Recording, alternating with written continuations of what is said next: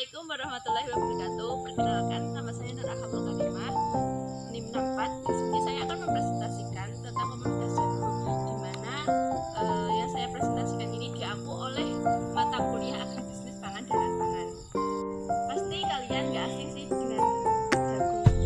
Jagung merupakan makanan yang kalian konsumsi seperti padi. Di sini saya akan menjelaskan tentang kondisi jagung, kebijakan pemerintah tentang jagung, potensi jagung, dan lain sebagainya.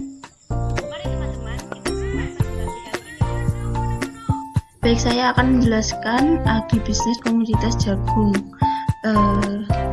Yang pertama, potensi komoditas jagung. Pasti tahu kan jagung itu apa? Jagung adalah tanaman yang sangat potensial karena produktivitasnya tinggi. Potensi lahan yang sesuai untuk ditanami jagung sangat luas dan kegunaannya yang beragam, baik sebagai pakan, pangan, dan energi. Konsumsi jagung untuk pakan tahun 2012 mencapai 12,7 juta ton dan tahun berikutnya meningkat menjadi 13,8 juta ton. Pada tahun 2015 dan sampai tahun sekarang, tahun 2020, masing-masing kebutuhan jagung mencapai 15,9 juta ton dan 18,9 juta ton. Yang kedua, kondisi agribisnis komoditas jagung. Gimana sih kondisinya? Selama periode tahun 1990 sampai 2004, luas areal pertanaman jagung di Indonesia rata-rata mencapai 3,30 juta hektar dengan peningkatan sebesar 0,49% per tahunnya. Dalam periode ini, rata-rata produksi jagung 8,72 juta ton dan cenderung meningkat 3,71% per tahunnya.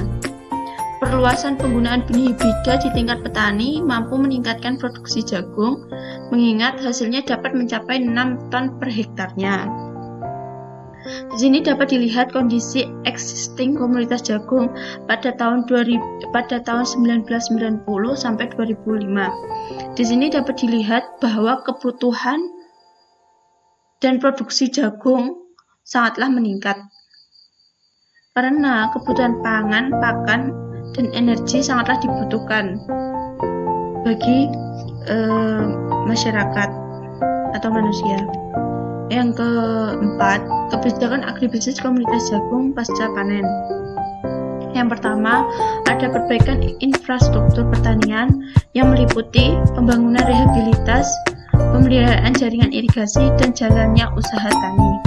Yang kedua, pengembangan kelembagaan pertanian, yaitu revitalisasi kelompok tani, gaboktan, asosiasi petani, P3A, dan koperasi. Yang ketiga, ada penyuluhan dan aplikasi teknologi yang meliputi pemberdayaan penyuluh, rekrutmen tenaga penyuluh, kelembagaan penyuluh. Yang keempat, ada permodalan pertanian, yaitu terdapat penjaminan pinjaman, subsidi bunga, KKP, SP3, dan BLMKIP. Yang kelima, pemasaran hasil pertanian meliputi penetapan harga pembelian pemerintah atau HPP dan peningkatan mutu hasil. Nah, di sini terdapat permasalahan agribisnis di komoditas jagung. Yang pertama yaitu produksi tidak merata setiap bulannya, sehingga pada waktu tertentu pabrik pakan kekurangan bahan baku jagung. Yang kedua, ada lemahnya permodalan pertanian, terutama untuk penyediaan sarana produksi pertanian, dan pada waktu tertentu beberapa sarana itu sulit diperoleh.